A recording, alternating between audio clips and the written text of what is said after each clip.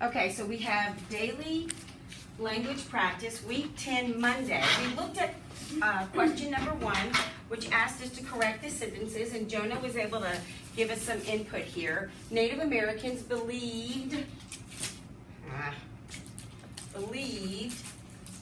that spirits protected them, period. Yes, we know it isn't a period because it's a declarative sentence.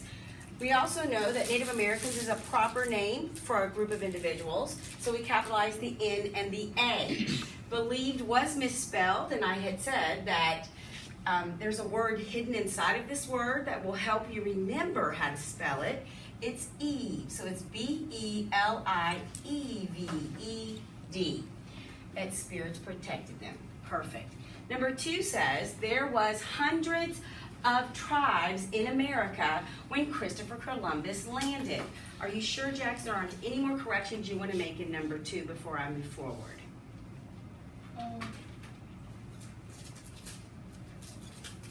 No, you think it looks good. Anybody else see a correction that needs to be made here in terms of subject-verb agreement? Hayden. Was needs to be were. Correct. Was needs to be were. There were hundreds of tribes in, of course, America, capitalized that A, when, who, proper noun, Christopher Columbus, capitalized, landed, period. Very good.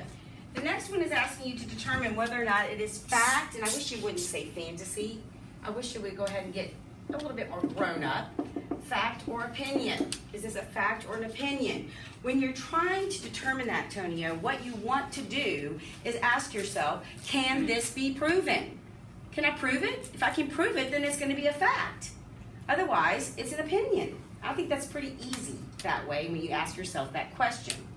It reads, people and animals can sink in quicksand. Terrio, can you prove that? Could I take an animal and put it over quicksand to see if they sink, or a person and say walk in there? Okay, so therefore it has to be a what? Fact. It has to be a fact. Absolutely. All right, get your fingers ready, please. Or does anyone play the trumpet in here? Okay, I have a trumpeter in my last class. Here we go. It says, choose the best word to complete each sentence.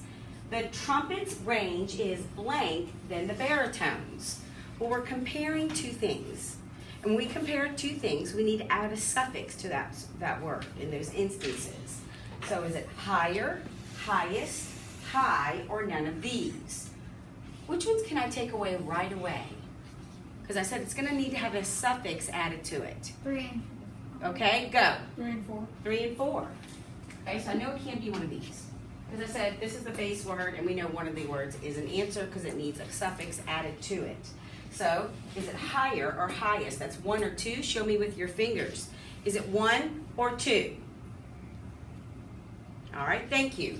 So I have about 90% of the room, 95, maybe 98% of the room that chose the correct answer. It's actually higher because I'm comparing two things.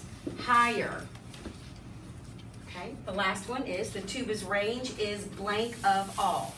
Now we're comparing the tuba to all, apparently, of the horn instruments, or the wind instruments. So if I'm going to do that, I'm going to need to add a suffix to that, showing that I'm comparing it to a bunch of wind instruments.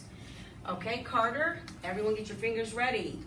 Is it 1, 2, 3, or 4? 1, 2, 3, or 4. Show me your choice.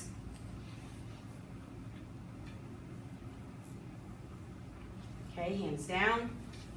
It is 2, lowest.